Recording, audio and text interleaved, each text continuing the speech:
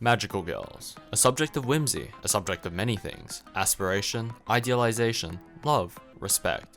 It's not a uniquely Japanese idea. The idea of powerful girls that can take on the world, take on anything in front of them, has existed everywhere in the world. Blue-collar workers are the lads in the front line. They put their necks on the line to do the work which is physically intensive. Farming, factory work, and just the works. I'm not cut out for physical work, but I respect people that put their lives to do the things that introverts like me wouldn't do.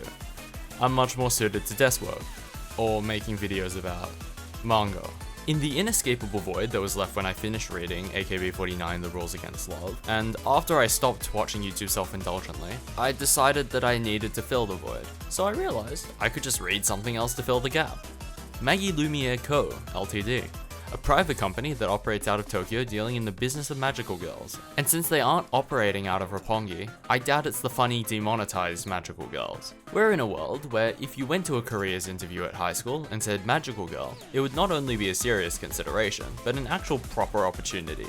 But magical girls have usually operated in the scene of young girls doing unpaid labor for saving the world. Or they're roped in by demons. There is no in between.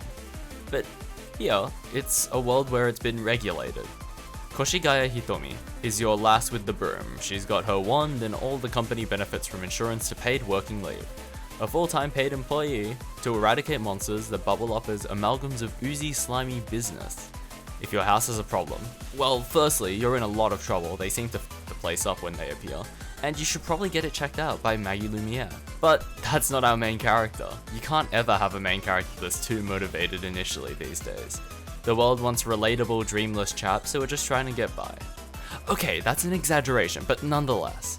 Kana Sakuragi, a fresh grad, like me in a year, is job hunting, prim suit and tie. She's taking interviews like Man, that's weird, I got censored. How about she takes interviews like children left next to a candy jar? She isn't actually looking for work in the magical girl field, at least not on the action side of killing Kai, as they're called in the manga. She's a girl with an intuitive memory and a kind disposition to those around her. Good qualities for anyone really, though the kind disposition is more than enough. She's headed to another interview with a company that clearly loves their AC a little too much, but sadly, this isn't the success story of her getting the interview and successful induction to a white-collar job. She's jumped by a Kai and the situation is dire. I won't continue synopsis, but through the use of her excellent mind, she finds herself working at Magilumiere. I mean, she just got the job without an interview or a resume sent in, like, that's the dream, right?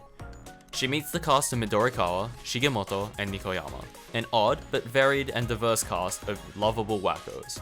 Let's list their oddities. Midorikawa is good at working, Nikoyama is a super genius introvert, and Shigemoto cross-dresses. What? I spent 6,600 yen on it. I should at least use on a YouTube video, right? I think it's safe to say that the thing about manga and all media is that it's moving to a much more of a mixed genre experience. Comedy, suspense, and a lot of life lessons. Not a criticism, I love that. Stories are a great way to show off the world to everyone. Magilumiere Co Ltd is a delightfully well-rounded manga. The world building is actually surprisingly diverse. There's a lot of care in the writing.